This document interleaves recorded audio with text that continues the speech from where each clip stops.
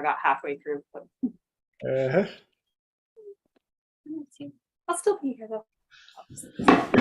Stuff I gotta work on. How's things going, Holly? They're going pretty well. I was telling TJ I'm going to attempt to sell insurance for a little bit. I'll let TJ start. And we're live. I have more to say on. Here we are on YouTube for Triple T number 42. 42! October 18th, 2022. For those of you that are joining us, I appreciate it big time. For those of you watching the recording, I also appreciate it big time. My name is TJ Dispel. I call myself a professional problem solver. And every Tuesday night, 6 p.m., we do Triple T.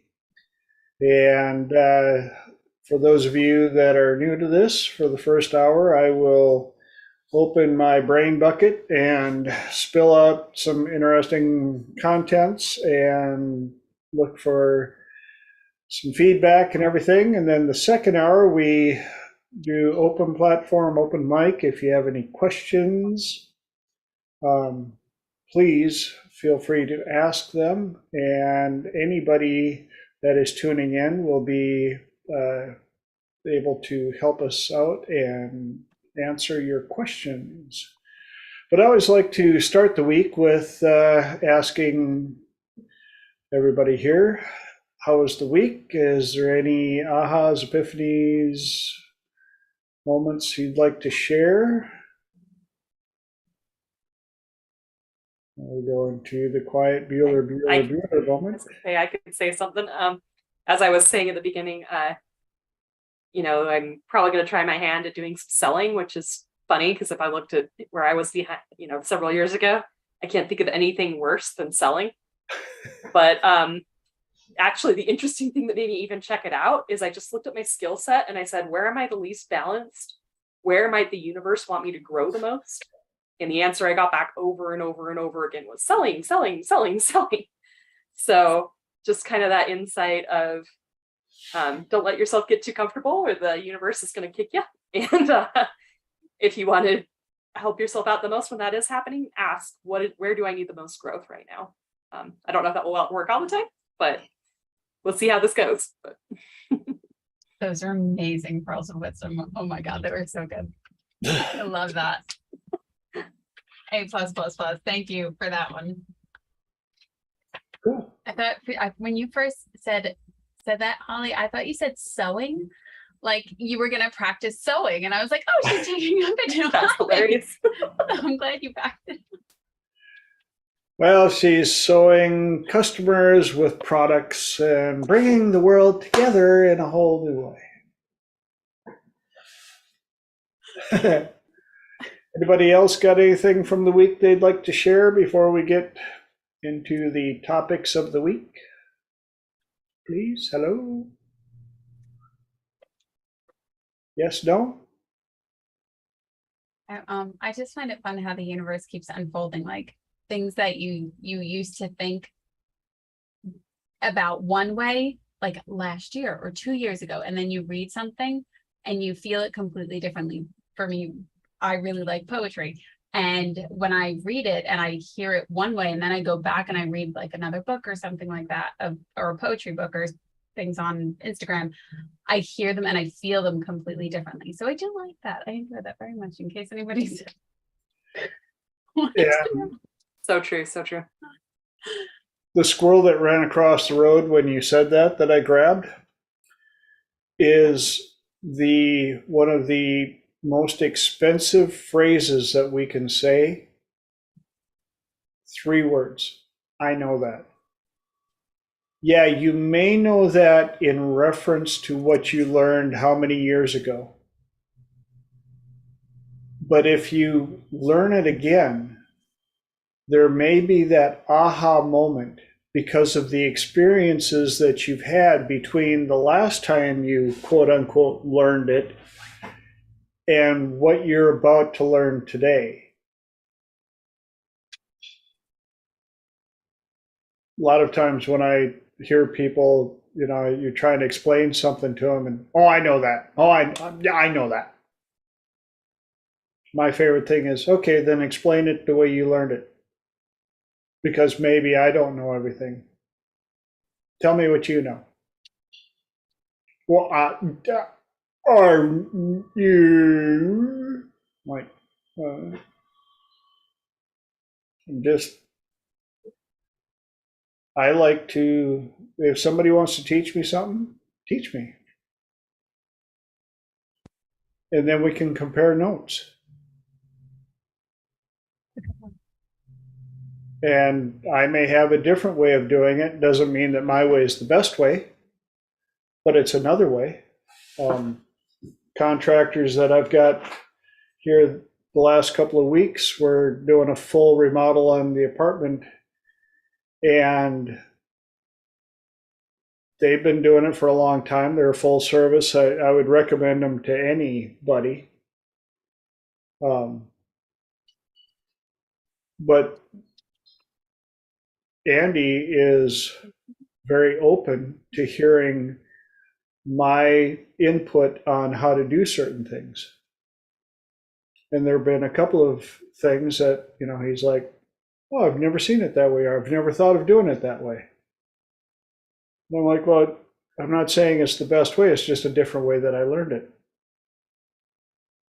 So there's a little squirrel lesson that popped. That's why we do this, because if you've watched enough or been around Triple T long enough, my squirrels have squirrels who grew up on a squirrel farm. And if you're watching this recording for the first time and you have no idea who I am, it's not squirrels. It's just, you'll see me. Squirrel. Let's chase that. And we could go down a rabbit hole in so many different ways. Anybody else got anything they want to share from the week? See if there's any more squirrels we can rustle.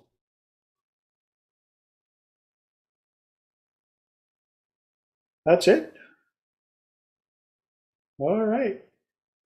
And for those of you watching the recording and you're thinking I'm addressing a big crowd of two, the recording doesn't show people who don't have their camera on typically. So just to let you know. Tonight's or this week's topics that kind of popped up: cold call sales, life after drugs, what does the world owe you? Yeah, been an interesting week, shall we say. Cold call sales came because, well, I got another cold call about sales, and I'm going to say that they did okay. I offered them, I didn't shut them down hard, which that's the hardest part about cold sales. As soon as somebody senses that you're about to sell them something, most people's first reaction is, shut the door.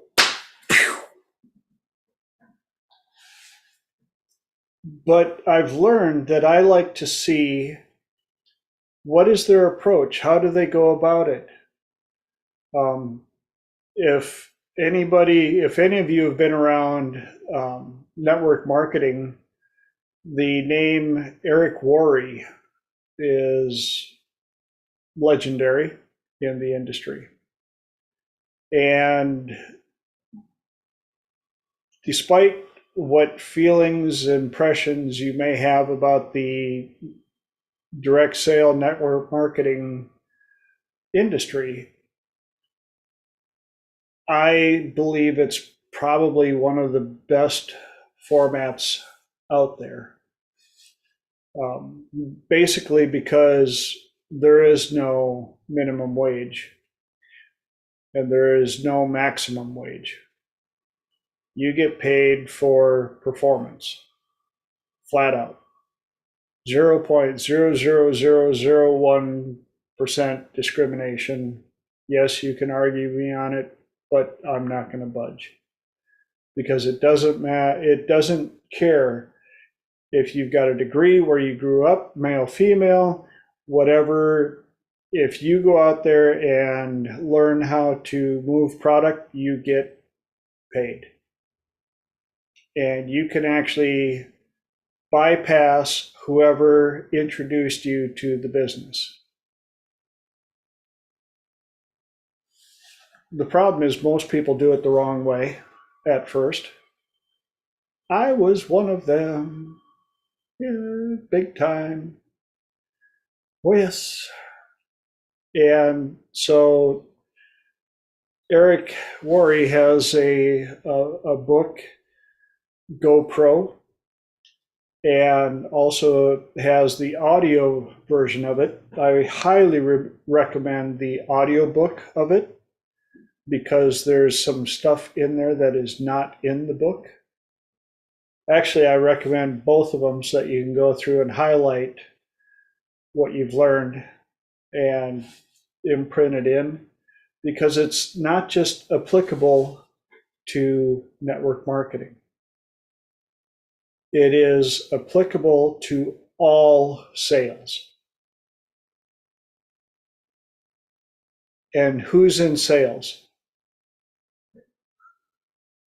Everybody. From the time you are born, you are in sales. And I just felt the wave of energy from even those of you watching the recording going, oh, I am not in sales, I do da. No, you've been in sales since you were born. When you wanted something, time to sell the idea. Who am I going to sell to? Mom or dad? Who's in a better mood? Who's going to run with it? When it's time to pick what restaurant you want to eat at, it's about sales. When it's time to convince somebody that you want this, everything is sales. And so understanding sales is, I'm going to say, prominent in life. The better you get at it, the better things you get out of life. I know it's kind of a big sales pitch. Oh, sales. But I think it's true enough to be true. And that's where understanding, for those of you that have been around Triple T long enough, what's my main thing that I push constantly? Come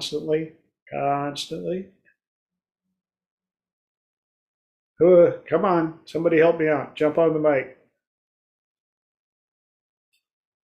What? No, what? There's a variety. I mean, try everything at least 3 times. What about in communications? What are the 3 that I push all the time? All the time. They went like that. The trifecta? Values and criteria, echo talk. Yep. Echo talk, 3 magic questions, values and criteria. The top primal 3. And in Eric's book, he kind of references that part, especially on cold calls. And there are 2 schools of thought on this. You'll get the one crowd that says, let them know right away that you're selling something. Don't waste your time. Just get to the point, get it done. If they're not in the mood, it doesn't matter. You can't say the right thing to the wrong person. You can't say the wrong thing to the right person. Move on. All right. If you're pressed for time, yeah, that approach will work. If you run up to enough people, hey, you want to buy this? Hey, you want to buy this? Hey, you want to buy this? Hey, you want to buy this? Hey, I've got something to buy. You'll probably get the same numbers, but are you going to get them to stick? Now, if you're selling hot dog on a stick, who cares? It's a hot dog on a stick. You don't have to explain much. Hey, you want a hot dog on a stick? If you're selling something a little more integrated, something that they need to know about, something a little more high ticket, in my personal experience and belief,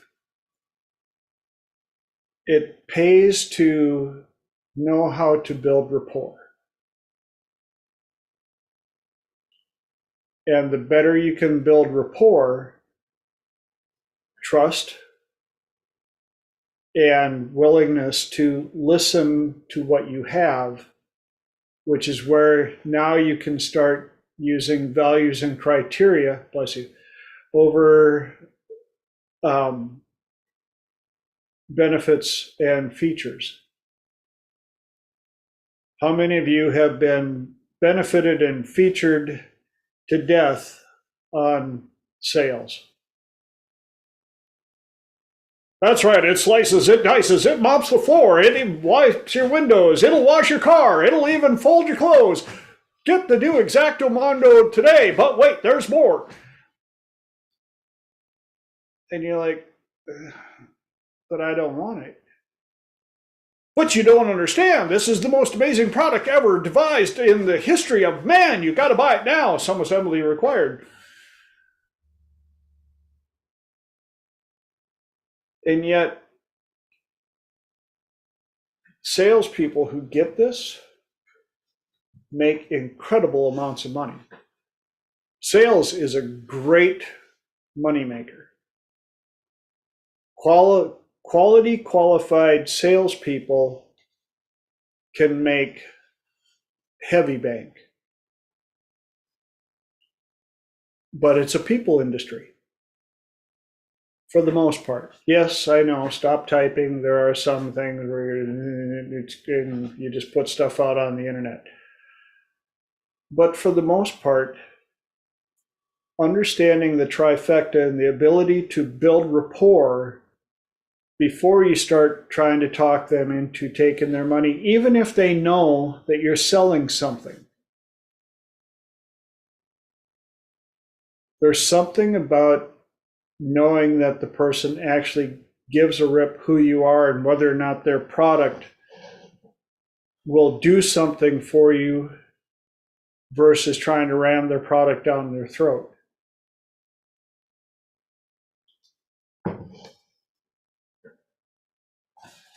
For those of you that are tuning in for the first time and you have no idea what Echo Talk, 3 Magic Questions, Values and Criteria Elicitation are,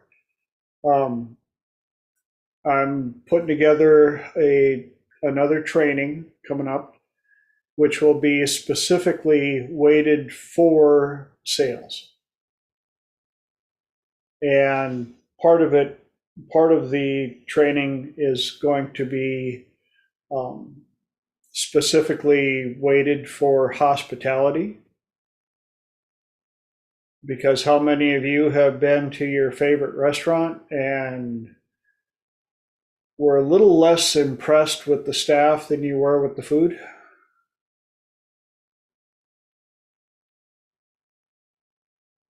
So I think we went over this on a Triple T a while ago, and I've gotten some feedback, and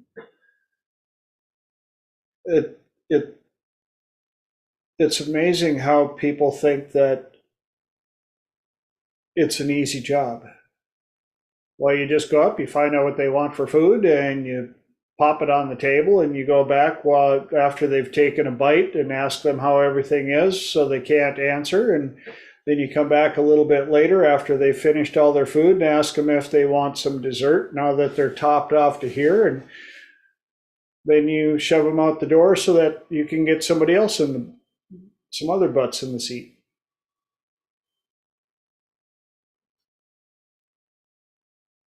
But if you look at the very successful restaurants, what are they about? They're about the experience. and their wait staff make bank on tips. I know, because there was a portion of my life where, thank God, I was properly trained when I was young, and I lived off of my tips. All of my paychecks went right into the bank, right into a savings account. I lived on tips, and I lived quite well. I was having a good time, and I didn't know half the stuff I know now.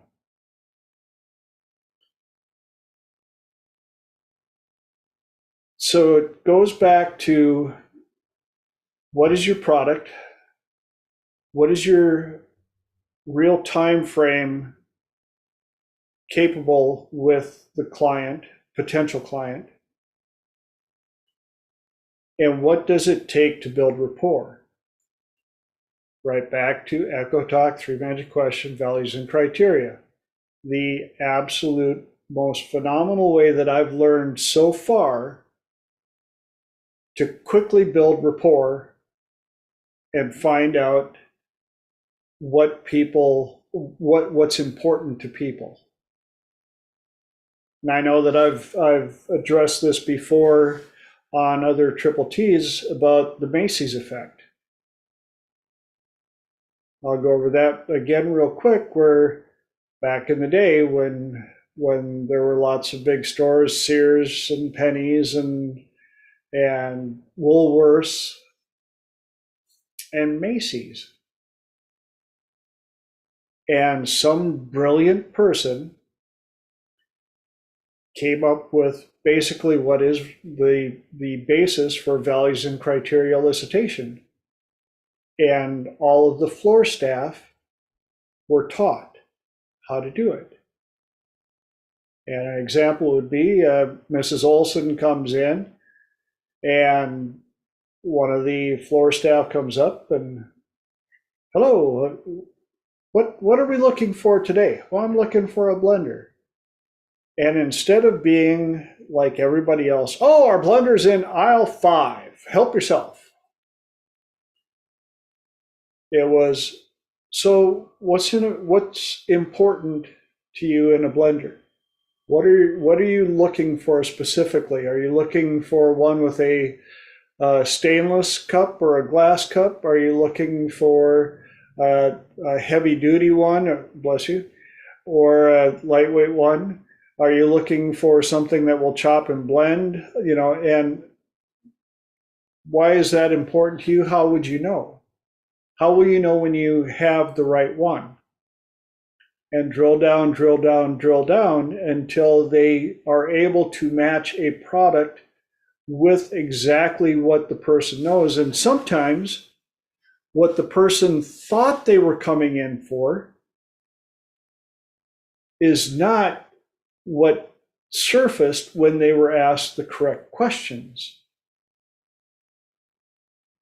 And then the most important part, I think, if perchance they did not have that one in stock, the salesperson would go, hold on just a sec, I'll be right back. And they would come back and shock the customer with, the model you're looking for is the model XYZ, and we don't have that in stock, but I've got one set aside for you at Sears at the customer service desk. And Mrs. Olson is what? Wait, you're sending me to your competition? Well, yes, because after we covered all the things that were important to you, the best one for you is the Model XYZ. We don't have that one in stock. Sears has it in stock, so I had them set one aside with your name on it. Hopefully you'll come back and visit us soon. And Mrs. Olson walks a block and a half down to Sears. Sure enough, there's the Model XYZ, exactly what she needed, even the stuff she didn't know she needed. It is perfect for her application. Where does she go first for the rest of her life? Bam, Macy's. Who does she tell? Anybody that can understand her language, even if it's body language. Macy's! And unfortunately, we've lost a very huge portion of that. It's basically gotten to the point of, can you fog a mirror? Can you speak language? Can you direct people to an aisle?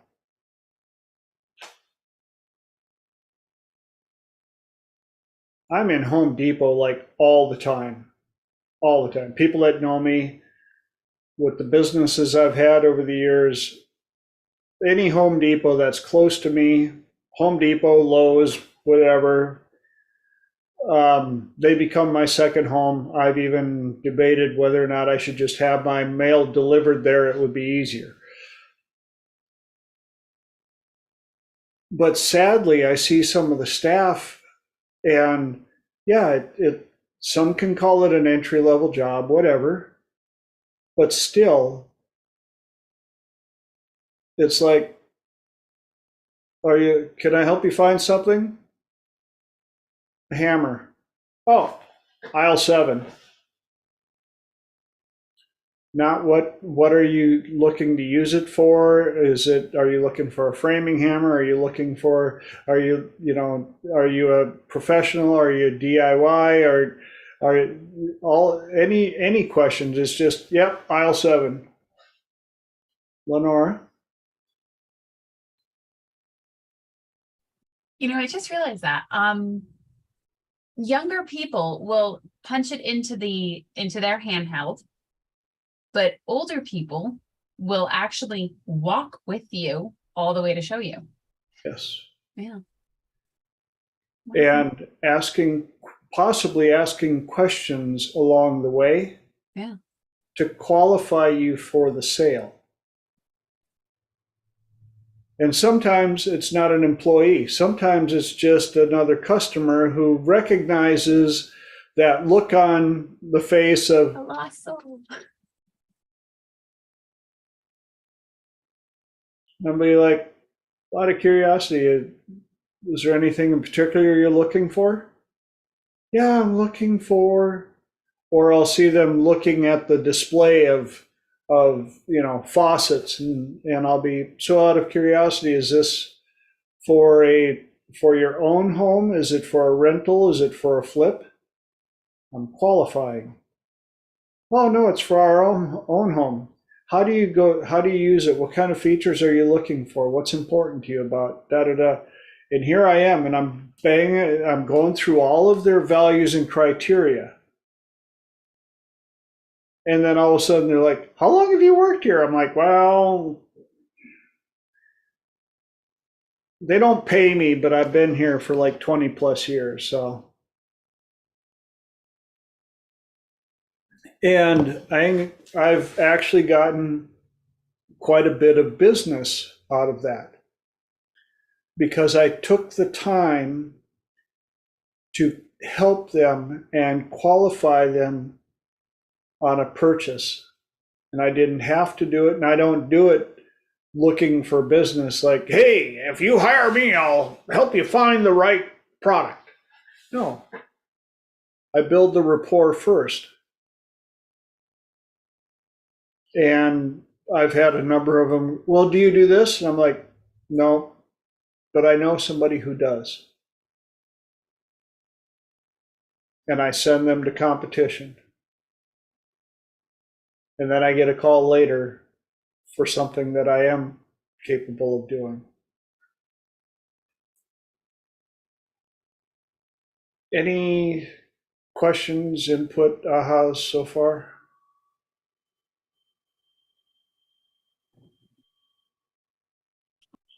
I had a new kind of insight from what you were saying. I'd never thought of like getting to the criterias and values. It had never really occurred to me that they didn't know their criterias and values until you start asking the questions. Like I always knew I was trying to figure it out, but yeah, just for some reason that thought of they might not know, and so I need to ask. Honestly, hadn't ever occurred to me before. So thank you.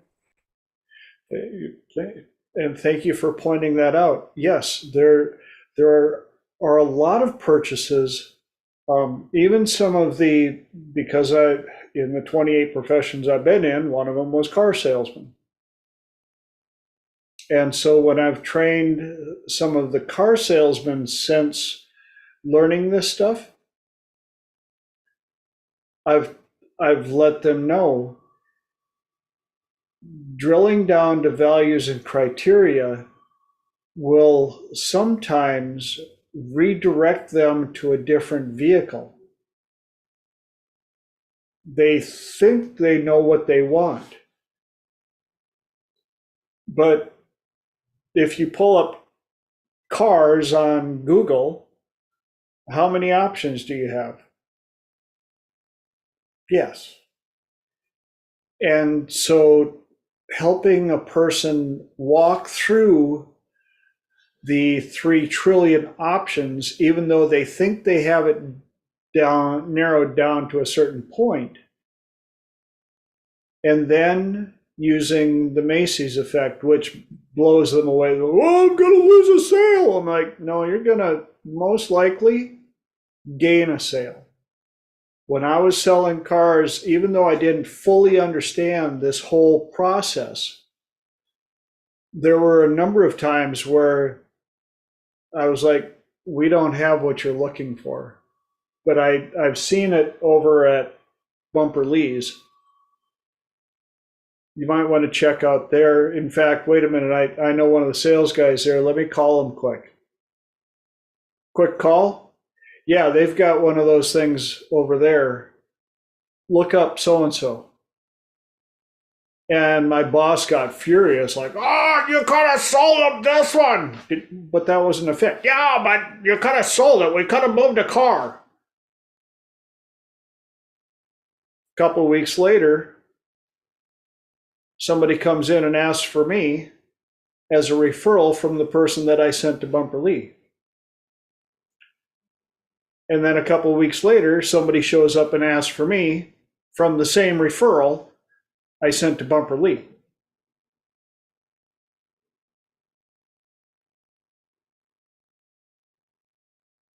Because I took the time to drill down to values and criteria and build rapport.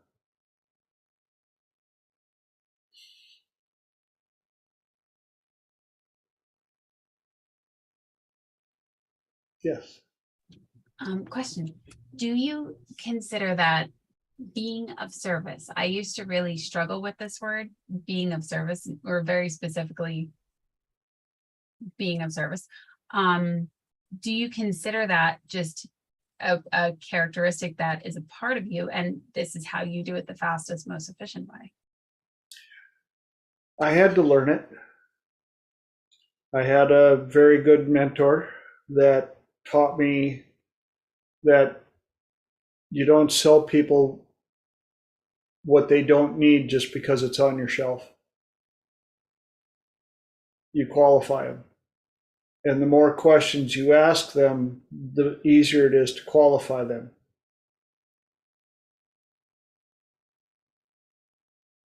And they appreciate it.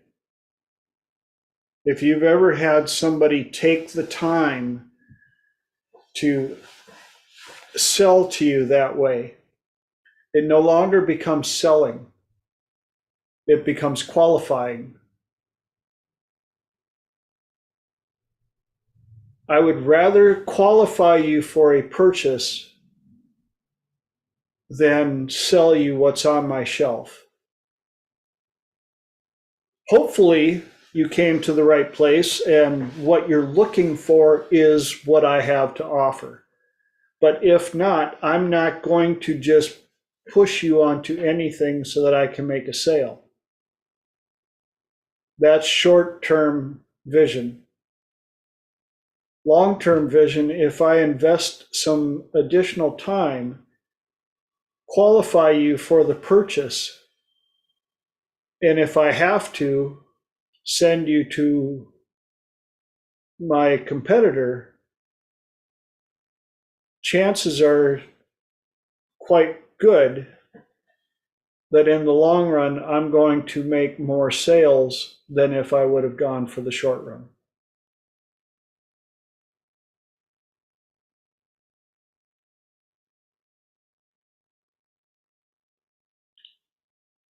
then there's also all of there are so many different ways of closing that I'm probably not going to go over them a whole lot right now, but we've all felt them.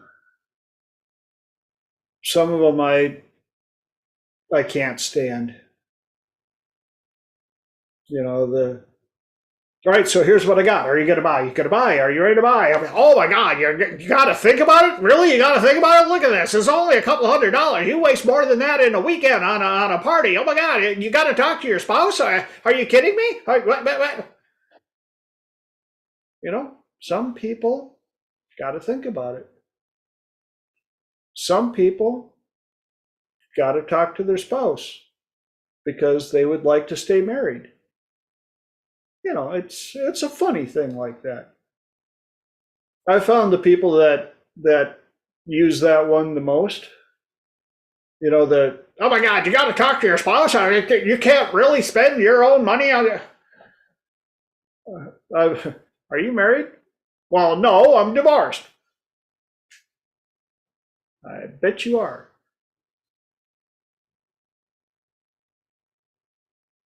Got a feeling there's a common denominator in a couple of relationships that didn't work out with you.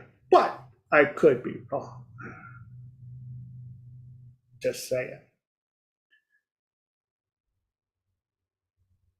And to reference back to Eric Worre's GoPro, one of the things that he points out, especially in network marketing, what profession of people absolutely excel at direct sale network marketing? Take a guess, please. Just take a guess. I can't hear you. Cars?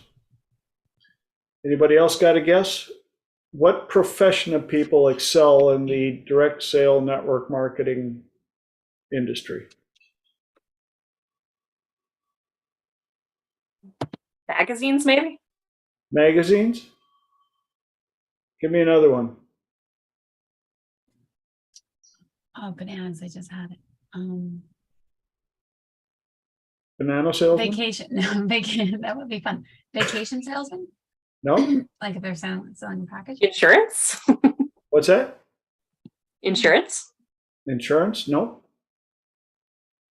See, we're having fun because I know that people that are listening and watching this recording are coming up with some of the same answers you guys are. Shoes? Shoes? No.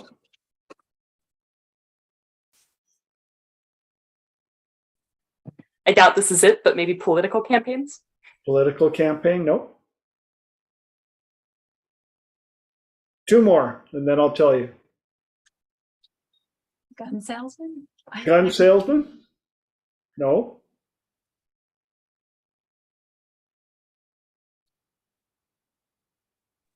Maybe those late night TV ads? Late night TV ads. But wait, there's more coming at you. No. So good. They're so convincing. The answer is teachers. Because they take the time to teach the benefits. They take the time to qualify the sale.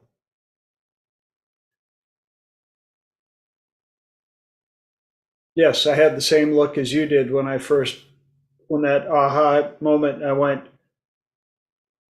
wow. So I got to go recruit some teachers. Or I could bring on the mindset of a teacher and understand why is it that teachers typically excel in that industry. And it comes right down, qualify and teach and explain what it is that you're selling. And as soon as they learn to qualify through values and criteria and build rapport, Boom. Done.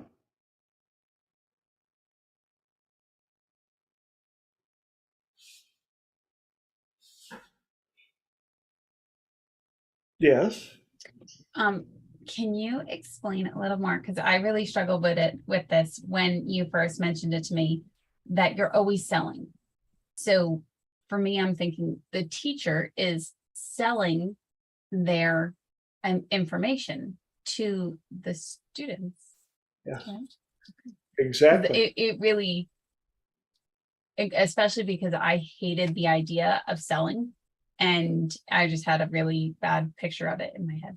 So Most people do. That's the challenge with the industry. And because of that, most people, when they get that spidey sense that somebody's trying to sell them, what's the reaction? Gotta go. Gotta go. Yep, I'm full. Nope, paid at the office. Yep, no, don't need it. Don't want it. Don't even know what you're selling, but I sense you're selling something and I'm good.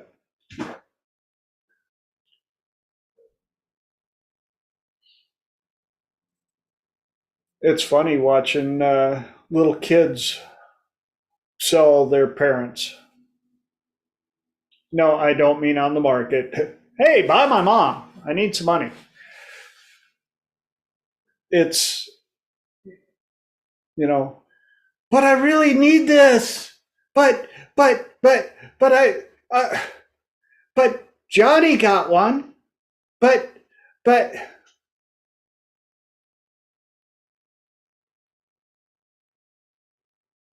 or can I have this? No. Dad, can I have this? What'd your mother say? Mom said, yeah. Mm-hmm. Yeah. Everything is sales.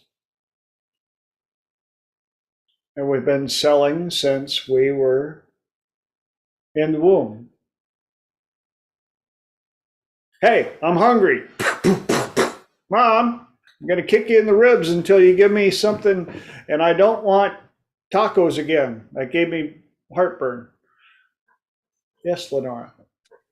Jordan Belfort actually had the Wolf of Wall Street. He actually is on YouTube and doing some interviews, and he had said what you're basically doing is you're taking your energy and transferring it to somebody else. And I found that a very interesting way because I didn't really think of it like that. So I like hearing different perspectives and different views. That's what you're essentially doing. You're taking this information and presenting it to this other person. And if you don't sell it properly, do people want your energy? Everything is sales.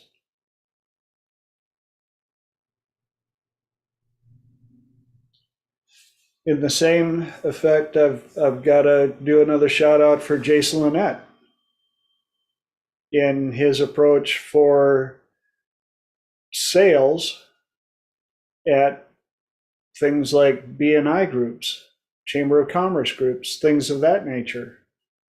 When you get a chance to get up in front of a group of people and everybody gets their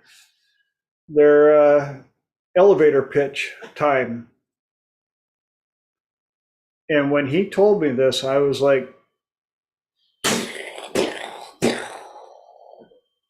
dude. And his approach basically is he tries as hard as possible to be the last one to go up and talk, so that he can sit there and listen to how to personalize sales to each individual person there. And he'll make little mental notes or write little notes on a piece of paper.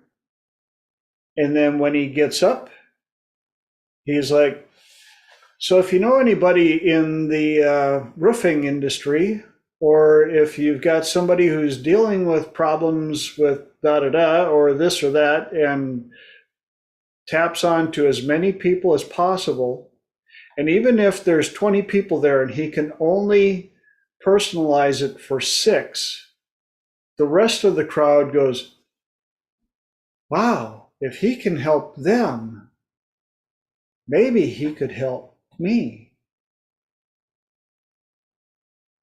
And he says his name and what he does at the very end. That's his close. I was like, you little impressive dude. Gold.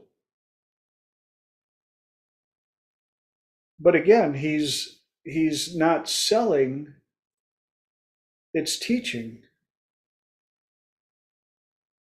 through storytelling, which is another one on cold call sales. Any way that you can spin values and criteria and wrap it up in a story, ooh, that's ninja stuff there.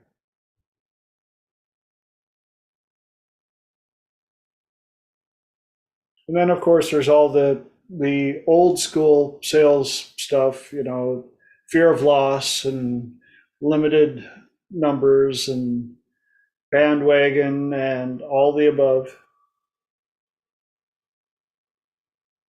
But I would recommend using them later in the story.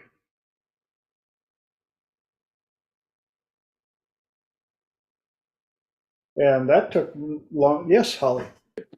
I was just going to say, this is such a different attitude. I was on a sales call with a bunch of people who do sales. I think it was 2 months ago or something.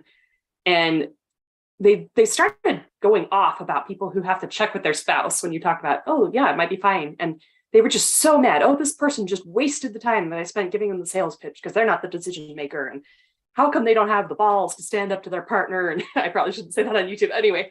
To stand up to their partner because this is clearly going to pay off for them. And I'm like, there was no humility of the idea that maybe there are people for whom my product is not a match.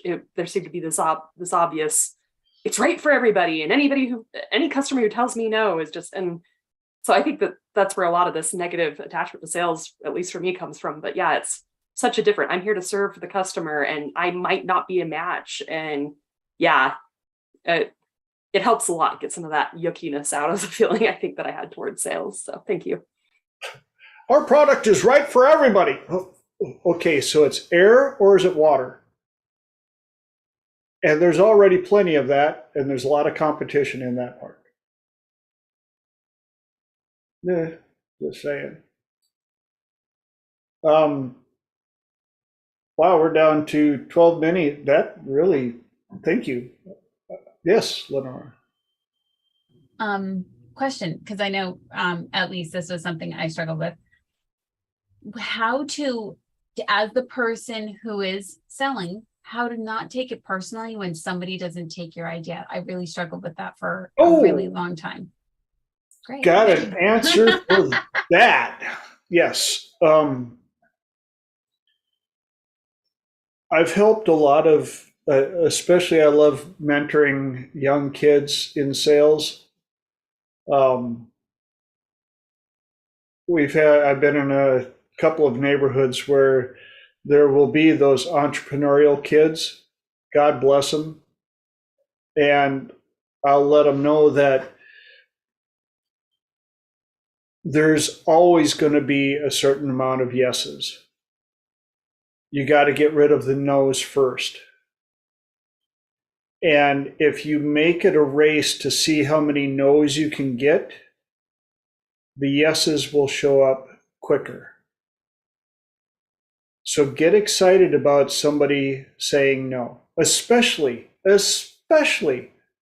when it's not a fit.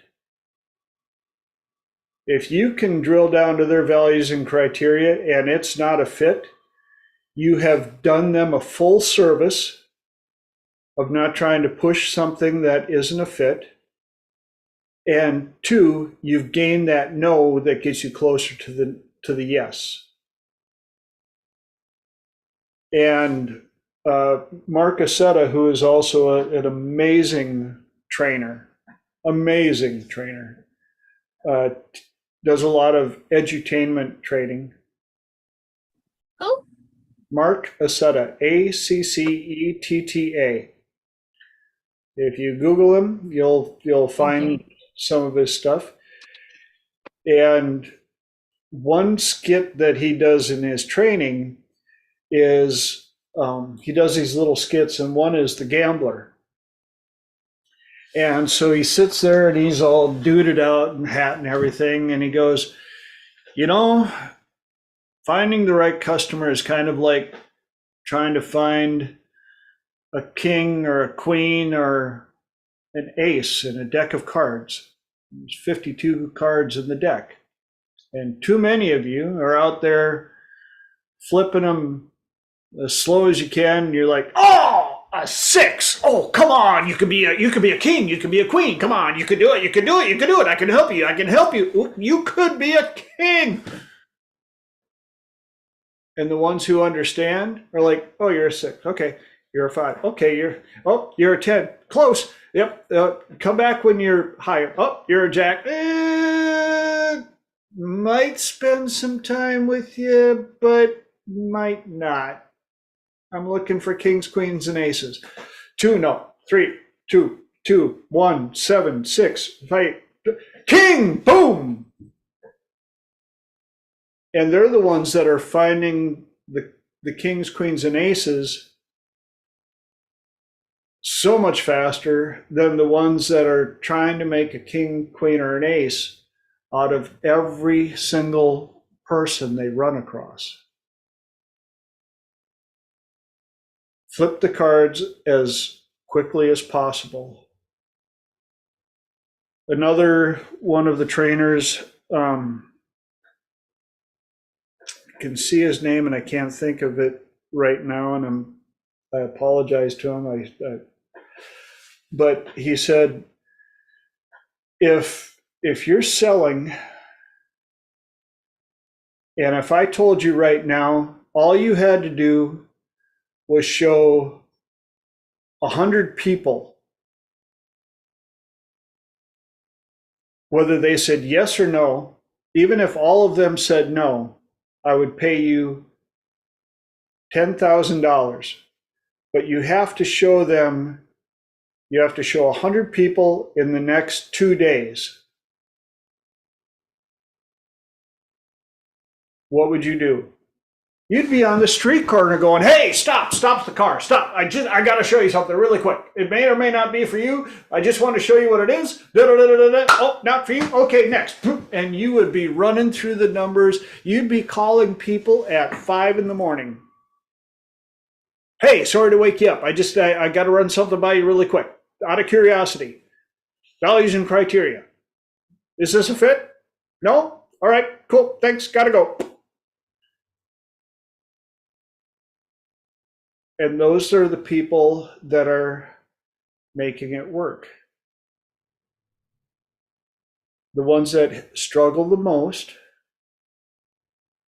are the ones that, A, highly attach themselves to the outcome. B, are trying everything they can to make sure that they get the sale. Bad combination. But they said no. I mean, it was me. I'm sure it was me. I should have said this. And then I forgot that one point that, I suck at this. No, they didn't want it.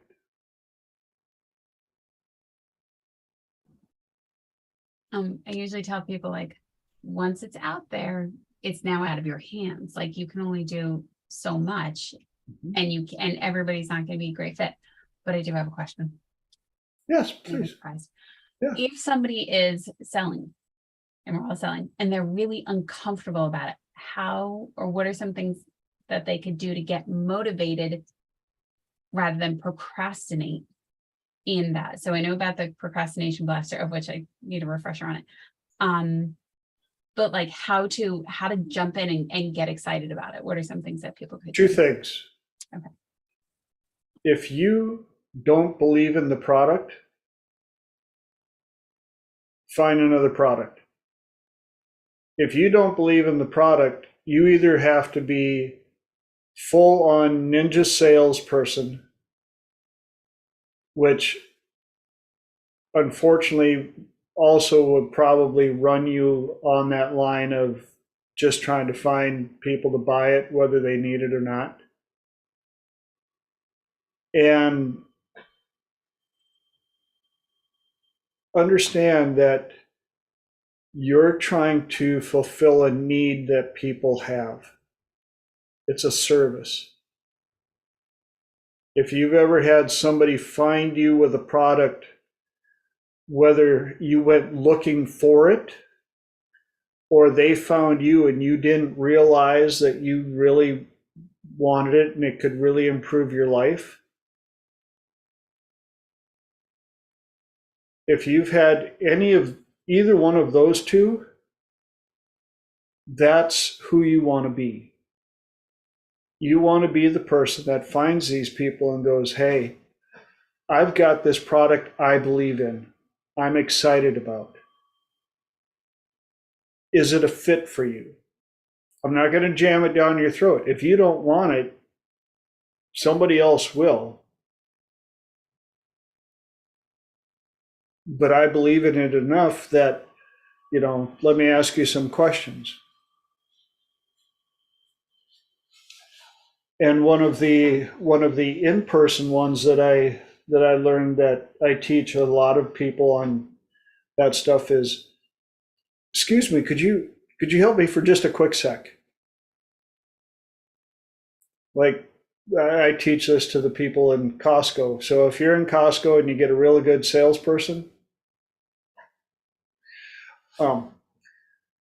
but you see them standing in the aisle and you know they're trying to sell you something. I'm not talking about the food people who are, because you know what happens there. You're like, oh, food, jam it in. They're trying to tell you what it is, and all you're hearing is blah, blah, blah, blah, blah, blah, blah. Because if it doesn't taste good, you really don't care what it is, where it is. If it tastes good, you'll go back and go, can I have 3 more of those? And where are they selling those? But when you get the people that are there selling air conditioners or that kind of stuff, and most of them are like, hey, can I sell you something? And you're like, hey, I'm already here to buy something and you're not on my list. So I teach them. Say, could you help me really quick? And make the questions not sales. Like, there's plenty of cell phone salespeople there, and dish or cable providers and stuff like that. And they always go, hey, who's your provider? So I can tell you how much they suck and how much mine is better. Like, no. Why don't you ask them, excuse me, out of curiosity, what do you like best about the cable provider you have? I'm just trying to get a feel for the providers around here. Is there anything you don't like about them? If there was anything that you could change about them, what would you change? Really? So, if you don't mind me asking, what service plan do you have? What are they charging you a month for that stuff that you don't like?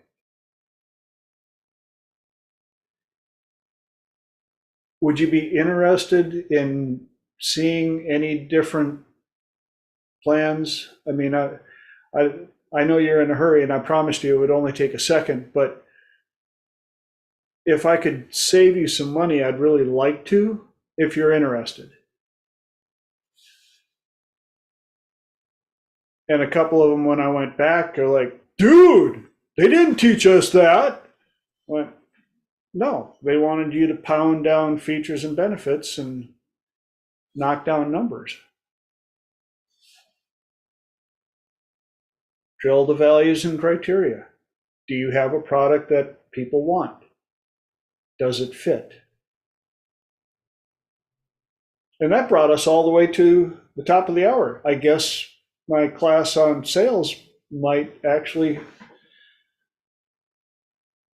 be a good thing. No, this is awesome. I was messaging Holly going, my notes are all over the place. No, I really like that. You said if I could save you money, I'd really like that, because you're also with the tone, because you're saying it with sincerity. And I'm just trying to blend this with a BNI meeting. Yes. Everybody's favorite. And we didn't even get to the other two. Guess I've got something else to talk about next time, which ironically, I was reminded that next week I'm going to be out of town. So I'm not sure if I'm going to be hosting Triple T or if I will have a surprise guest hosting for me. I guess you'll have to stay tuned and find out. But that brings us into the second hour, where I promise that I open up the platform and allow you guys to ask questions, and if you have any topics that you would like addressed, this is your time.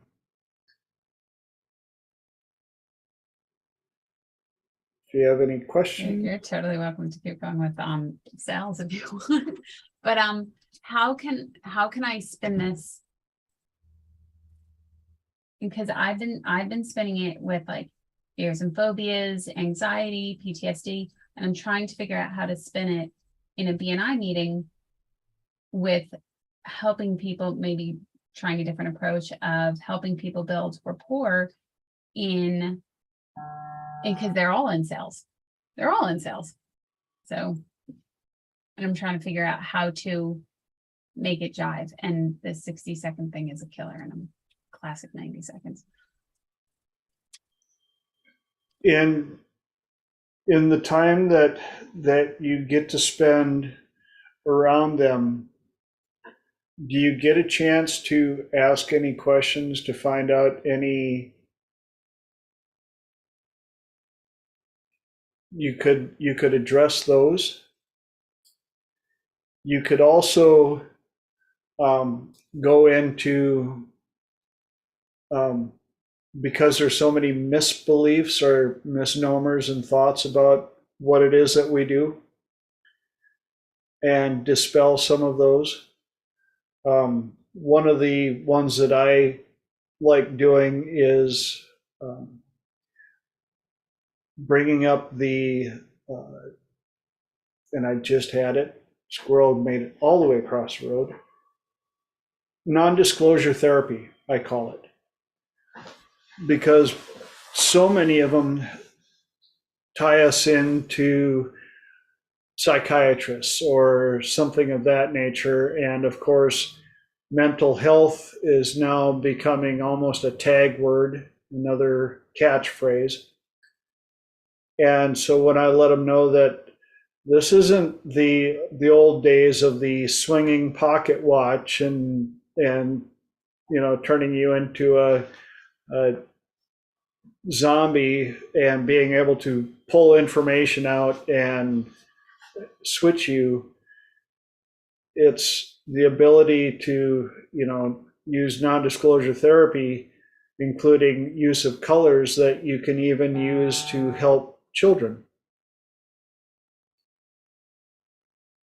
And tell a few stories. I've told the story about one screaming, crying little girl in a grocery store, where most people are like, "Oh, could you take her outside of the car? I mean,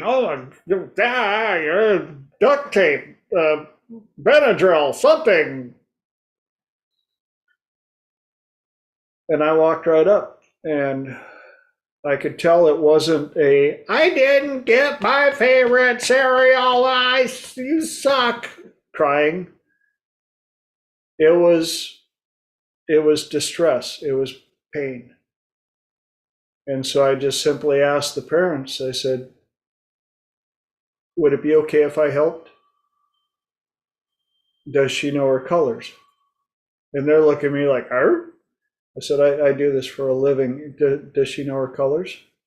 And they're like, yeah. I said, sweetie, could you show me where the pain is? And she points to her jaw, and Ma's like, she was at the dentist yesterday and it still really hurts. And I'm like, I don't need to know that, but okay. And I said, can you close your eyes and look right into the middle of the pain and tell me what color the energy is in the pain? She looks at her parents, and her parents are like, okay. And she's like, icky green? I said, oh, it's icky green. Yeah, icky green, that sucks. What color or colors of energy could you breathe through that icky green to make it go away? Yellow? And I had her breathe yellow through and you could watch the demeanor. I mean, literally, it melted right off of her. And then I took it a step further and I said, when it's all gone, when all that icky green is gone, just nod your head. She got there and she nodded her head, and I said, now what color or colors of energy could you put in there to make it feel even better? The colors that make you smile. Pink. I said, breathe pink into that area until it feels good. She breathed pink in, all of a sudden there was a smile on her face, and I said, and open your eyes. You did really good. Notice how good you feel. And I look up and parents are like, there's like 6 people around us because they all heard her crying. And I just simply said, here's my card. It's what I do. If you'd like to understand how it works, let me know. Toot, toot, toot. Off I went. Now, did I do sales or did I tell a story? Yes.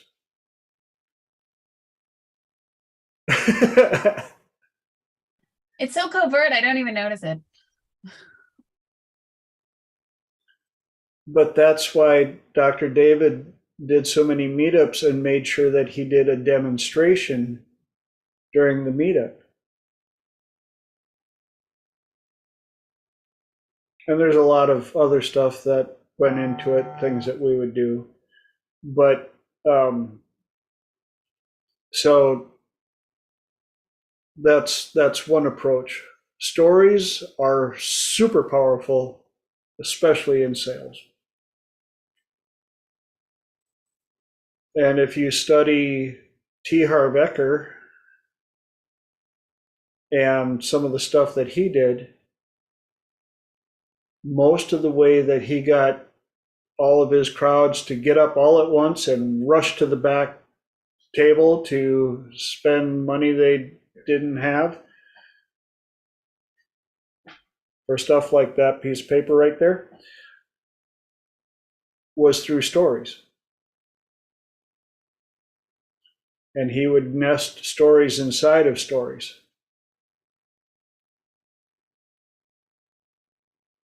So lots of stuff. Welcome to Triple T number 42, sales tonight. Tonight's topic is sales. This is like the infomercial for your course. I would never do that kind of thing.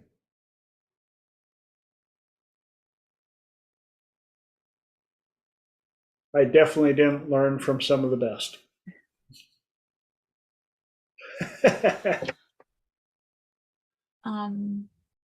Yeah, no, you're welcome to keep going, right? I don't have other questions. I'm just, yeah. Well, I know that some of you, even the ones off camera, keep a log of questions that you'd like to ask. So if you've got your question books feel free to send one out there. Or else I'm going to give you one of my quotes of the week, which happened to be one of the topics of the week. Quotes of the week sound awesome. What's that? Just said now I want to know what the quote of the week is. I wouldn't tempt you like that. Let me pull it up.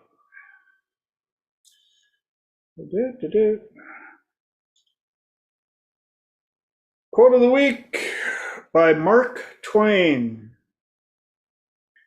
Don't go around saying the world owes you a living. The world owes you nothing. It was here first. And as usual, I read these twice. Don't go around saying the world owes you a living. The world owes you nothing. It was here first. And we get to deal with a lot of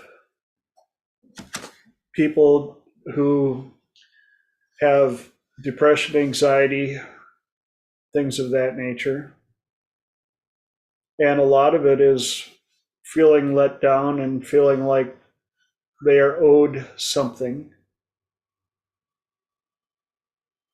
And when it comes down to it, why? And I think part of it is the latest experiment that's been going on for a number of years of everybody gets a trophy. Everybody gets a ribbon. Well, I showed up. I deserve something. No, your team lost considerably. What?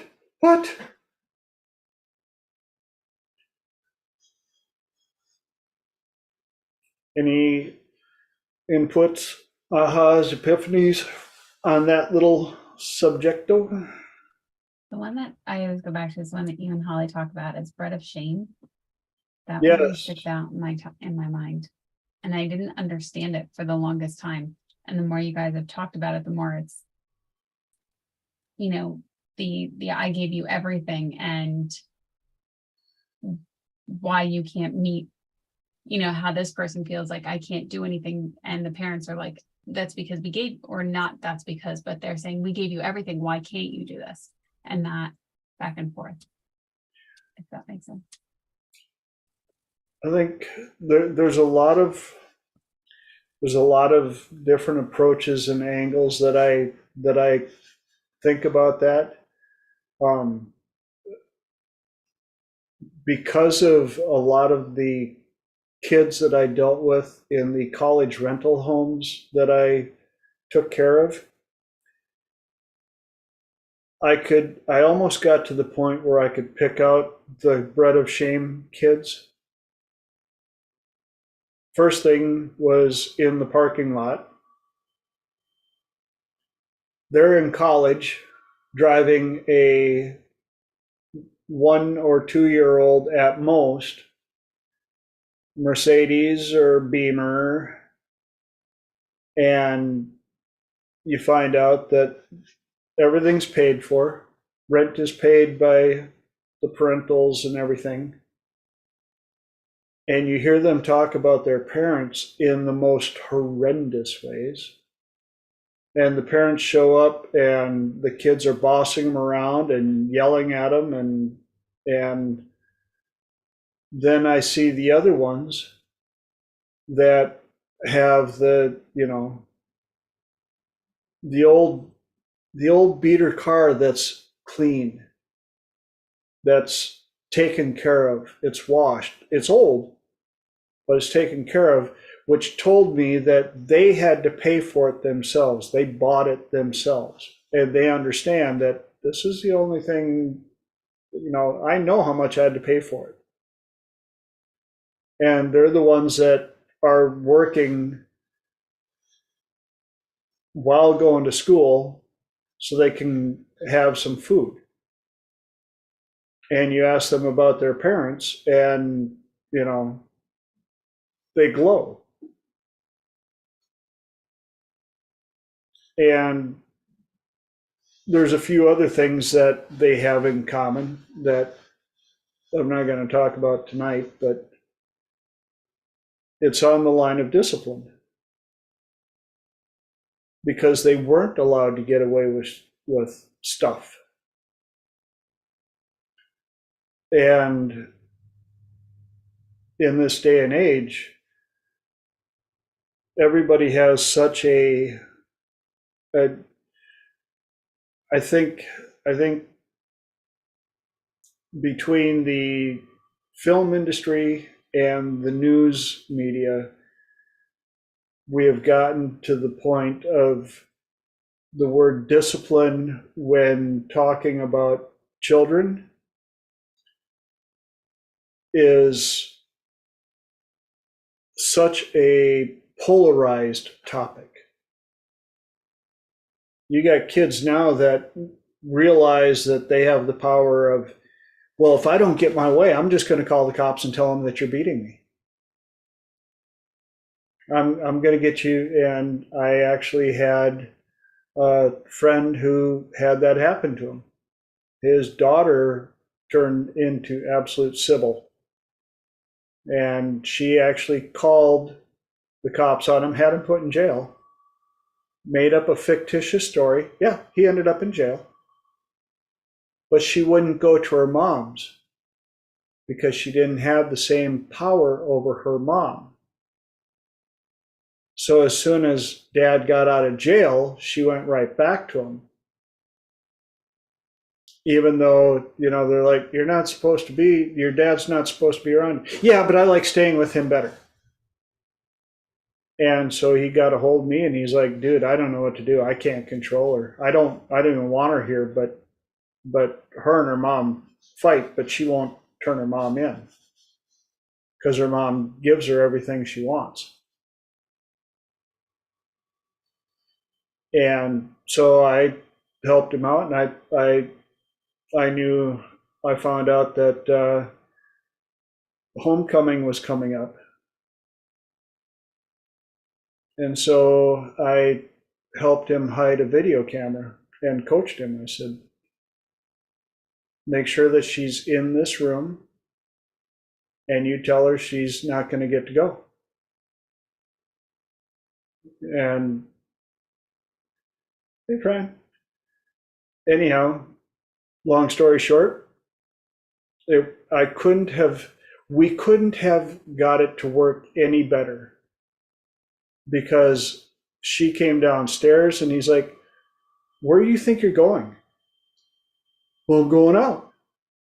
I'm going to da-da-da. And he goes, I told you, I'm sick of this stuff. No, you're not going out. And I'm tired of the way you treat me. I'm tired of the way you act in this house and not doing anything. I'm done. Your privileges are done until you shape up.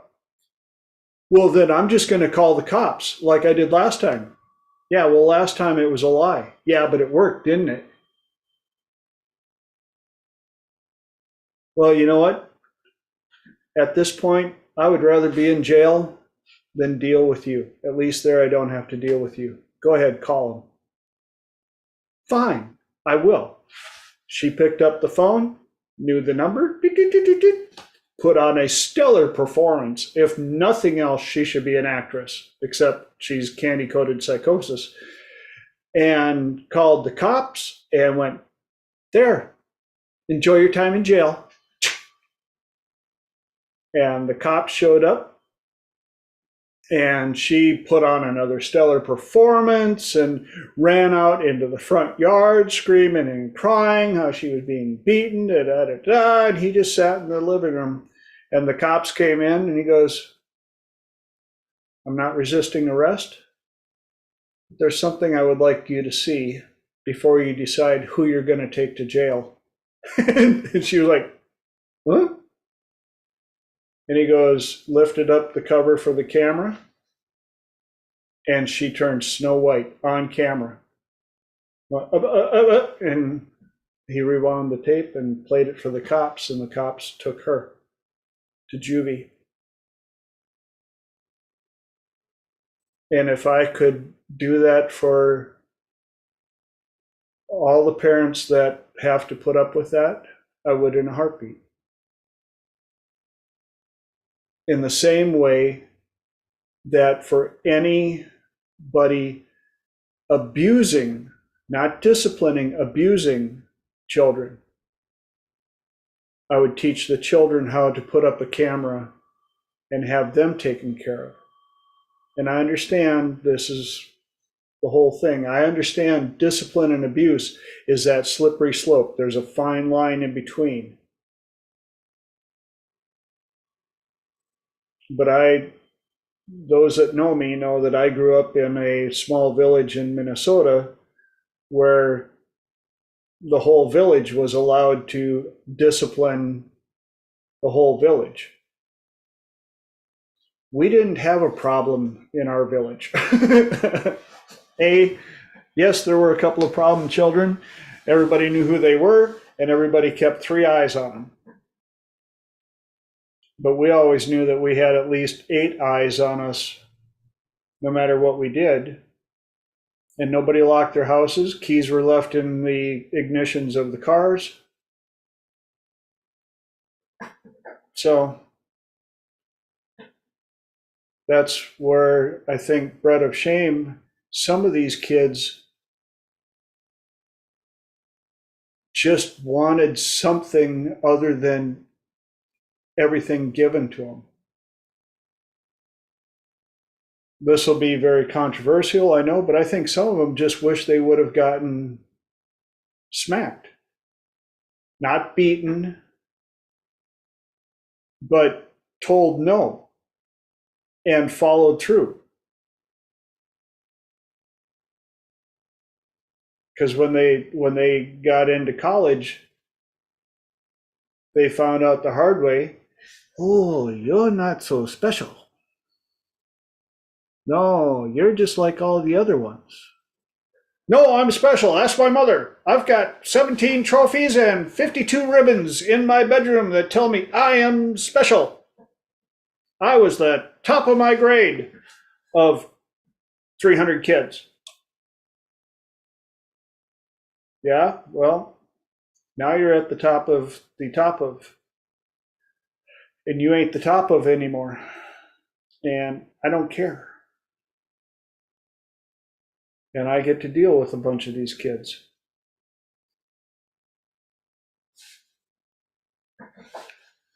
It's also a known statistic. You can look it up, especially on certain schools, and I think it's getting screwed up more and more. But if you could go back a little bit in history before they erase it or rewrite it, half of the freshman class didn't become juniors. A huge portion of the junior class never became seniors. And a portion of the senior class never became graduates.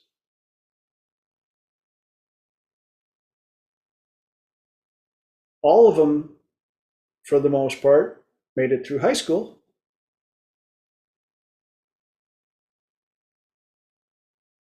And ironically, a majority of the seniors didn't go directly from high school to college. A lot of the ones that graduated as seniors made it the whole way, took a break between high school and college, found out they weren't know-it-all and the most special thing under the sun, and decided they had to do something about that, and they were serious about it. So that's my 12-minute rant on that.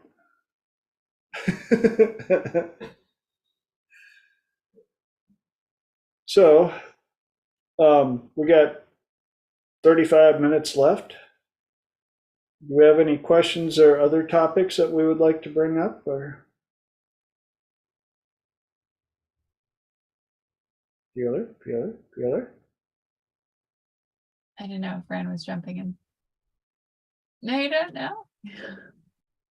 I was gonna ask, like, I don't know why, I feel like discipline gets a very bad rap very specifically though, in a difference than the one that you were referring to. I'm talking about like self-discipline or the tough love and learning your boundaries of where you can push yourself and learning how to push yourself further. So I feel like, when people talk about self-care, I think self-care is also self-love. It's also self-discipline. It's also the way that you talk to yourself. There's so many things involved in it.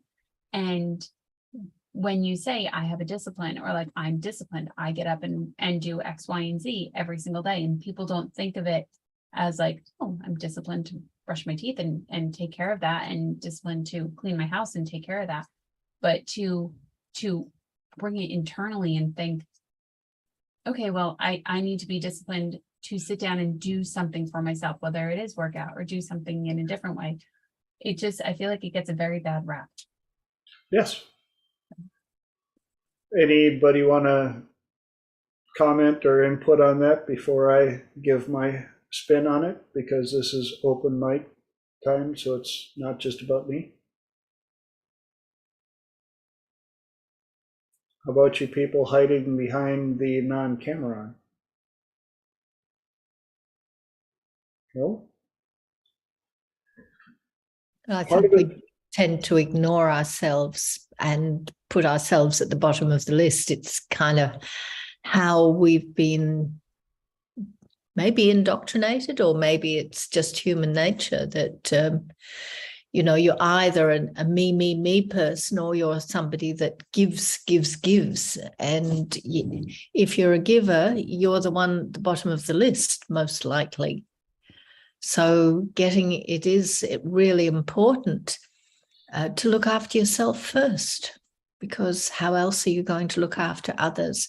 Just like on an airplane, if the oxygen goes down, you have to put your own face mask on first before you can help anybody else.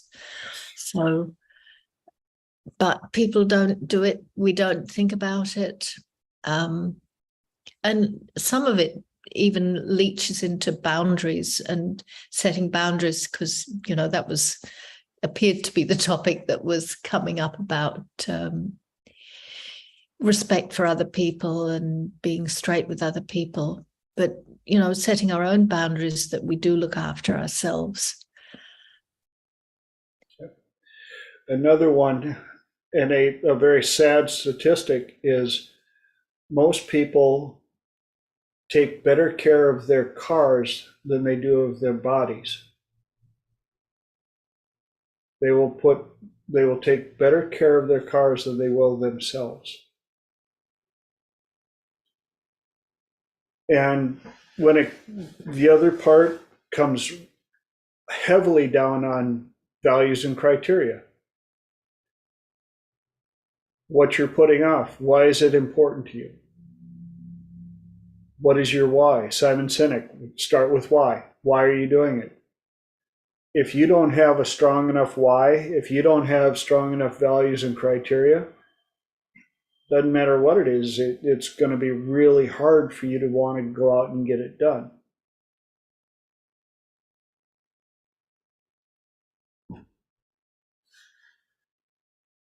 And so Dr. David has things like procrastination blaster, and there's a lot of different ways of going about it. You could do regression, figure out what it is, why you don't want to do something in particular. You could do HMR, what energy is stopping you from getting up and going out and getting it done. Values and criteria, is it something that you really need to do, want to do? If not, what could you do instead? Why? That kind of leads into, when you're doing what you love doing, you are following your golden path, and you are probably bringing beautiful things, not just to yourself, but to the world. So if we self-indulge that bit more by doing what we love. Very often we are actually not just helping ourselves, but other people as well. And setting a good example of looking after yourself. Yes. And one quote that has been debated is the whole, if you find something that you love to do, you'll never work a day in your life.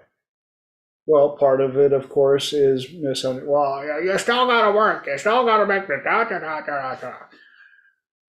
But the other part is a lot of people find they take that wrong, and they find a hobby that they enjoy that brings them happiness as an escape from the labor that they've been doing during the week. And they're like, well, I love doing that. That's what I should do. And then they take their hobby and turn it into their job and destroy the love for the hobby. Case in point, these two things right here. I loved taking pictures. I was yearbook photographer. Mom had, I don't know how many rolls of film that magically got burned up, and she'd get them developed, and there's pictures of, sunset, and here's a flower, and then I bought one of the most prolific and photography studios in my area. In fact, the guy I bought it from did my senior pictures. And so I went from hobby photographer to I need to pay my bills with a camera in 3 weeks. Bing!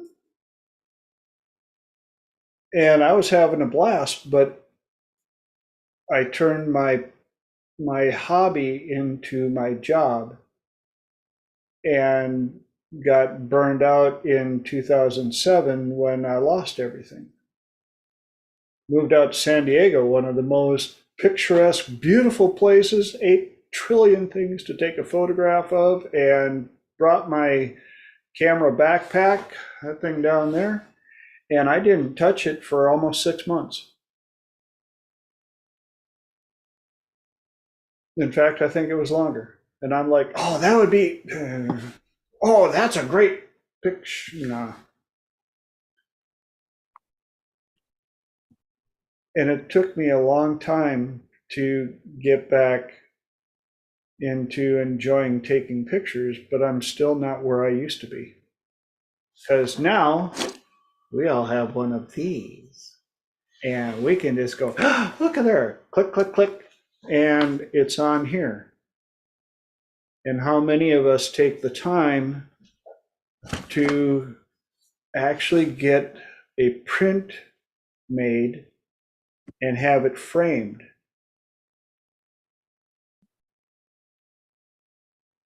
It's old technology now. And I mean, the beauty of digital cameras is that you can take so many shots that there's most likely going to be at least one nice shot amongst the series. And you can just delete it. There's no rarity with, I've got to get it set up right. But then there's still people that do spend a lot of time setting it up just right. Do you belong to photography groups where, you do these amazing setup photographs and share your artistic work? I used to. In fact, when I went home,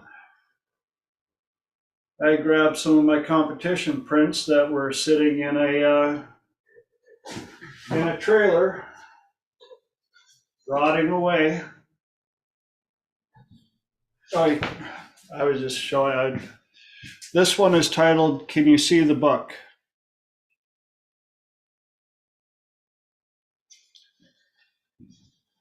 This one is Look of Innocence. And another one of my competition one, Reflections of Pride.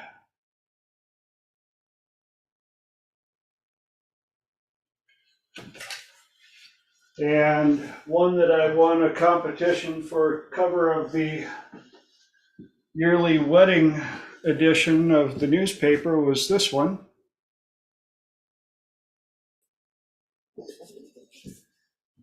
And I have boxes and boxes and boxes and thousands of dollars in frames and mats. And ironically, the gentleman I bought I probably shouldn't show this, but it's too late now.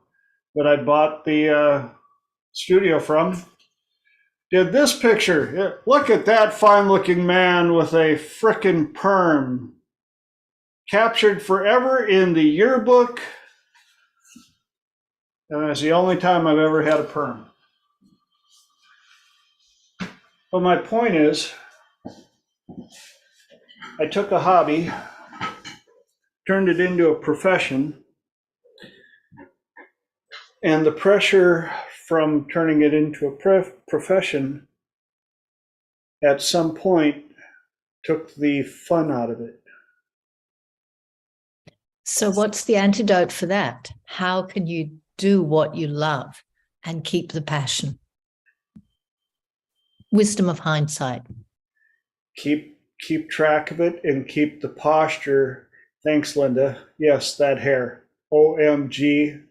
No, ain't happening again. Nope, not unless today I was finishing electrical work in the apartment. So unless I cross wires, you're not going to see my hair like that again. And I'm glad I brought that up because for the last 2 weeks, 2 or 3 weeks, I've had contractors over here and we're doing a full remodel on an apartment in the shop. And work that I've done in my past. And so to save money, I'm down there acting as /employee /supervisor advisor. And I was reminded what I enjoyed about it. You know, I love the building and, you know, watching the progress. But I was reminded why I got out of the industry.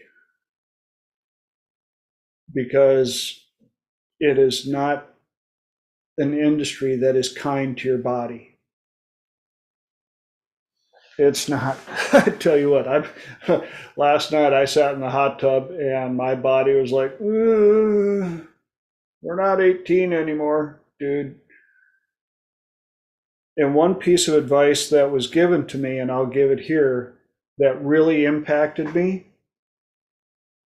A wise man told me, any job or profession or industry or activity that you're thinking about doing, take the time to look at the people who've been doing it for a long time and ask yourself, do they have the lifestyle that I want?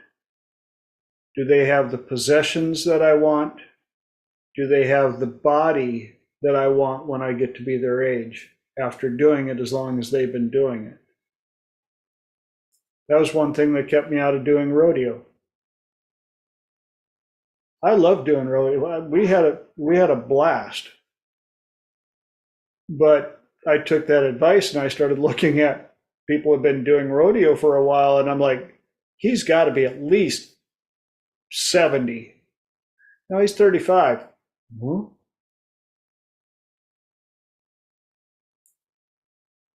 So that combined with last week's talk about profession jumping, I think Jim Rohn said it best. Was it Jim Rohn? Anyhow, he said, one of them said, if you don't like where you are, you don't like what you're doing, move. You're not a tree. Yes, Lenora. I think people get very locked in, especially if you spent money on a degree, it's very difficult to then abandon ship. And what will people think? And what will they say about me? And if I take a pay cut and make those changes? Yeah. The biggest one, I think, what will people think? I adopted an attitude very early, which allowed me to have 28 different professions. And that was, I was looking for a job when I got this one. And if this one isn't a fit, if there's something out there that's better, if there's something that pays me better with better working conditions, then it's time to go. And especially in this day and age, our grandparents, our great grandparents, oh, no, nay, nay. You stay at the same job for 50 years and you get your gold watch and you will be happy. Well, that was back when the employers were loyal to the employees and the employees reflected it back to the employers. Nowadays, hate to say it, loyalty is a very sparse commodity. So if that's the case, why not keep looking for something better? Better locations, better hours, better tools, better work environment.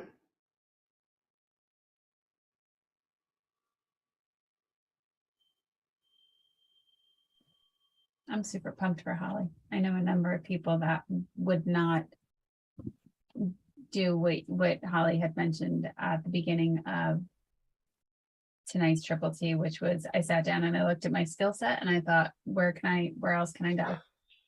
Like that's Ooh. amazing. I don't know anybody that, at least on my side where I am, I don't know anybody that would do that. That's awesome. And to take it Scary, but thank you. but to take it a step further, what if you don't have 100% of the skill sets?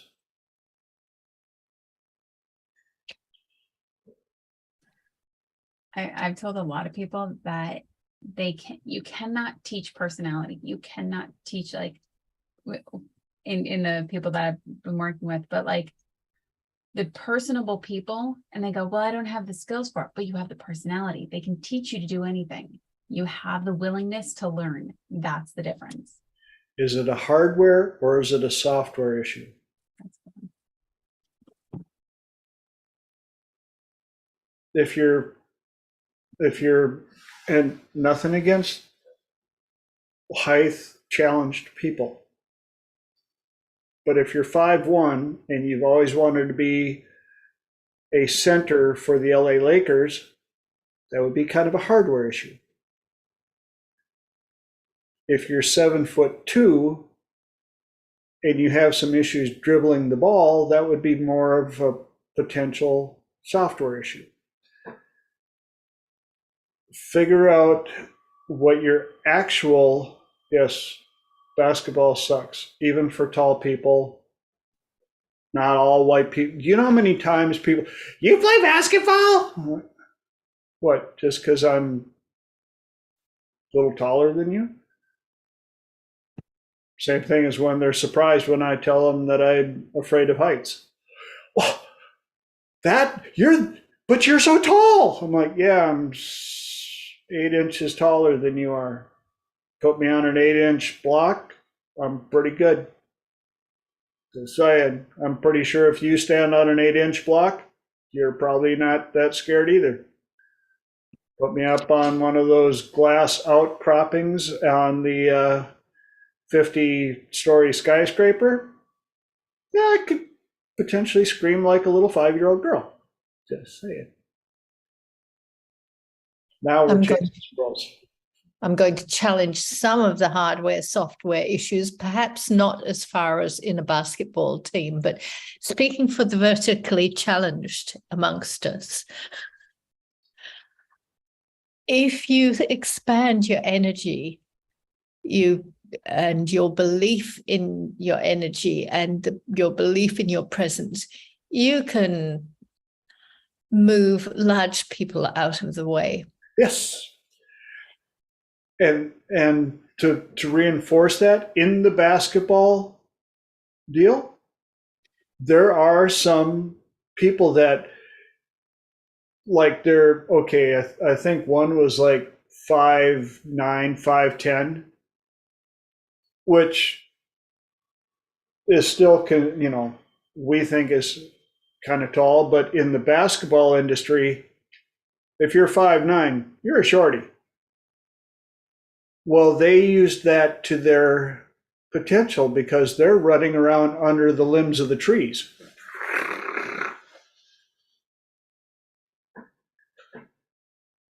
So, and squirrel, bing, on the idea of limitations. There are so many people out there that are doing absolutely amazing things against some of the most horrendous odds against them, that, we think that, well, I could never do something like that.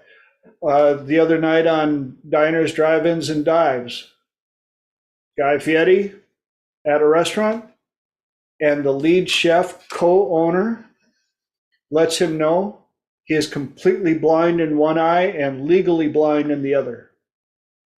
And he is the head chef, and he is cooking, and he is making amazing food.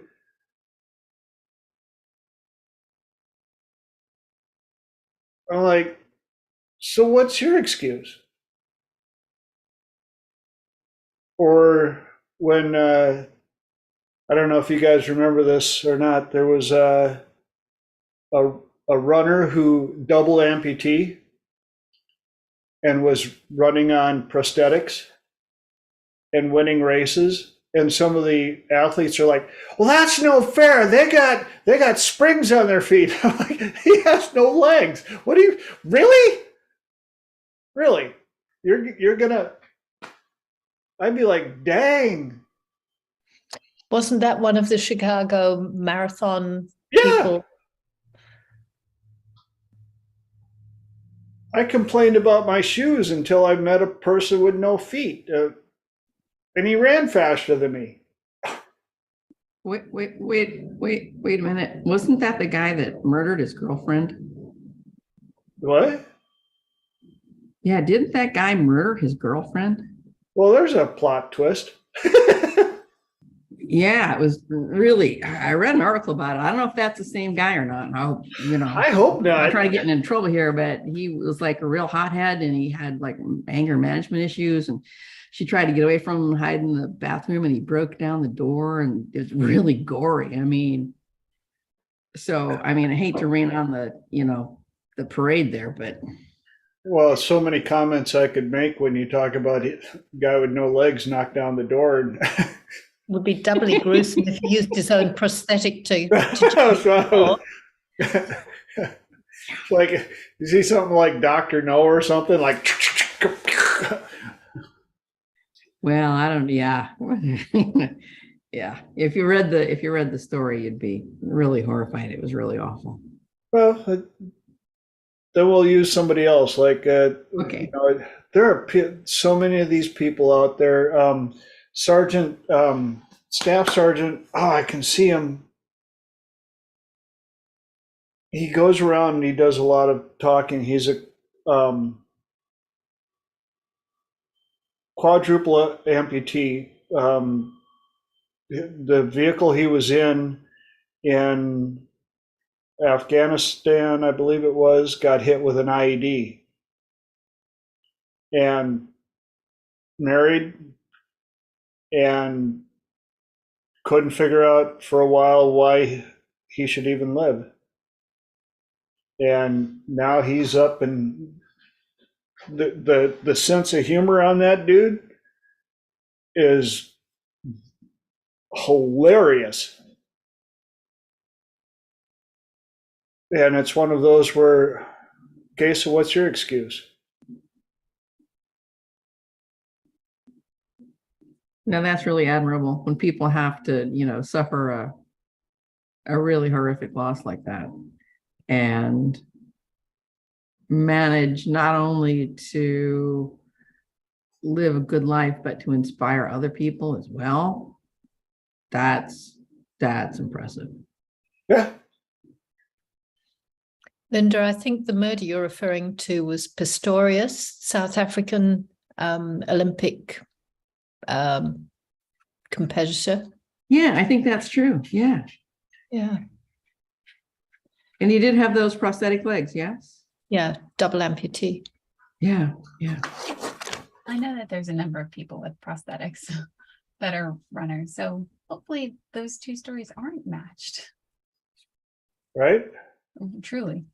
One person, I used to work in an acute care setting and I saw a lot of traumatic brain injuries. And one person, he got he was on the unfortunate receiving end of a punch and he hit his head. And he was when I was working with him, being a part of his life was like, what the hell are you scared about? Things can change in an instant, and using that to continue to push you forward. Yeah. Yeah. And the guy that I was talking about, Staff Sergeant Travis Mills.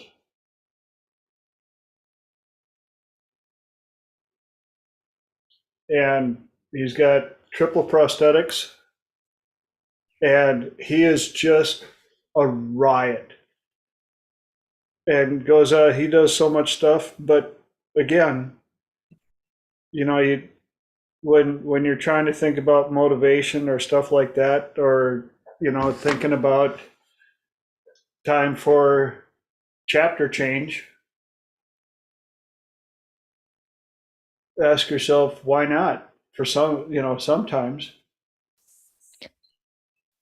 Not everybody can make that transition, but when they do, they're amazingly strong. But I listened to a talk in one of my fire brigade functions a couple of years ago about people that had spinal injuries, particularly in the workplace, and how it affected their life, their mentality, their functioning, and many of them just found it too hard. So getting the exceptions and helping people find a reason to be that exception, because anything that you take for granted, as you're right, being able to walk down the street, they have to work to get that happening. Yeah. And we just don't realize how lucky we are until something happens. And like you said, Lenora, it can happen in an instant. Just something stupid. Squirrel running across the road can change your life forever, good or bad. One comedian stated it so ironically well, because he has, I don't remember what he has, but he goes, yeah, I'm handicapped, and we're the one group that everybody is one accident away from joining.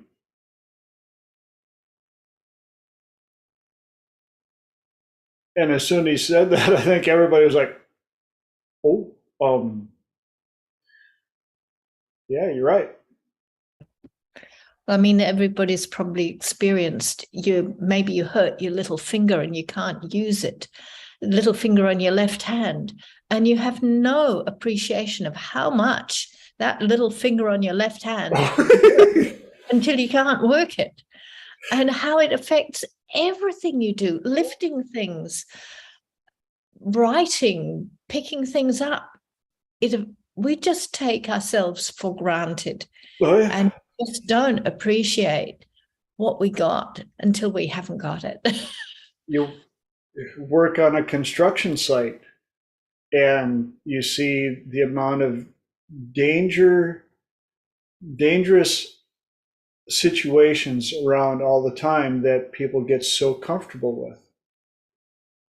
And even the guys that I was working with here at my place, I got on them a couple of times for using what we jokingly in the industry called the safety squint.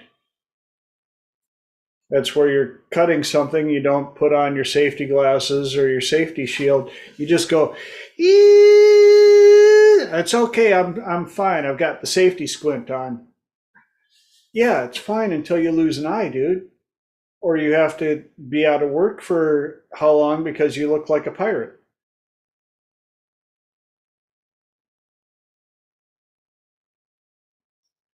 Yes, Lenora. One weird thing that I do, in the middle of the night, when I usually have to like go to the bathroom in the middle of the night, and people are often like, oh, it's so annoying in the middle of the night, and I literally will think, thank you for letting me able to walk myself to the bathroom, because there are so many people that can't, and it's a big deal. And once it's taken away from you, or even if it's taken away from you for a short period of time, wow. Mm-hmm. Go into assisted living home or something like that. So to loop it around and attach it back again to, the discipline to be able to do things, the drive to do things, how to not procrastinate. Part of it can be a reframe of, why wouldn't I? If not this, what instead? Why is it that I don't want to do this? And if it's legit, then is it time to find something else to do? Drill down to values and criteria. If you can't do it on your own, find somebody else that can help you, because sometimes you need to have those questions asked that are asked by somebody who will push you to answer it. Or get them to tell you about what they are passionate about and why. Yes. And once they've lost themselves in their passion, they will answer their own questions, especially if you record it and play it back to them. Yeah. And one of the things I like to ask people about, that complain about their jobs, I ask them, if you could do anything in the world, anything, let's say that you won the lottery, not the actual Powerball lottery or something like that. You won a deal where, let's say, Warren Buffett decided to sponsor one person and would pay all your bills. The only caveat was that you had to do something at least 4 days a week. Something productive at least 4 days a week. Didn't matter what it was. You could be door greeter at Walmart. You could be a movie critic. You could walk horses on sandy beaches. If you're a dog lover, you could actually watch dogs, and not just any dog, your favorite dogs. But if you could do absolutely anything, what would you do? And where would you do it? And how would you do it? Because ironically, somebody out there is doing it. I've watched some of those shows where you see what people are getting paid for and how much they're getting paid, and you're like, you what? What? I would do that for free. Are you kidding? What? How much? You make how much doing it? Really? Really? Oh, I need to reevaluate my life. Really?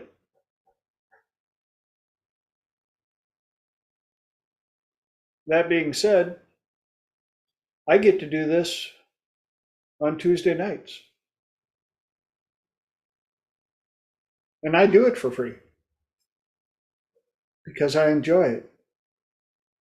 I get to spend time with you guys. I get to chase squirrels and share them with you, and I get feedback.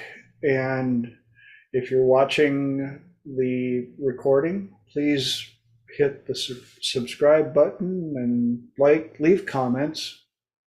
I love seeing the comments. Even if there's something you didn't like, leave a comment. I have no problem with that. It helps me make this time better for you. And time is, I've said it many times, time is the only thing I can't give back to you. So thank you for offering up a portion of your life, of your time, to be with me. I hope that I made it worth your while. And as I stated earlier, next Tuesday, I will be out of town. I don't know if I'm going to have access to be your loving host, but we will have somebody here. We'll make sure that the show goes on. So be prepared, if it's not me, to support and bring questions and content and all that good stuff. So I will either see you all in 7 or I will see you in 14. But between now and then, know that I will be thinking of you. Love you all. Take care. Now go out, be nice to people. Thank you, TJ. Welcome. Love Thank you. you, TJ. Night. Hey, All right. bye-bye.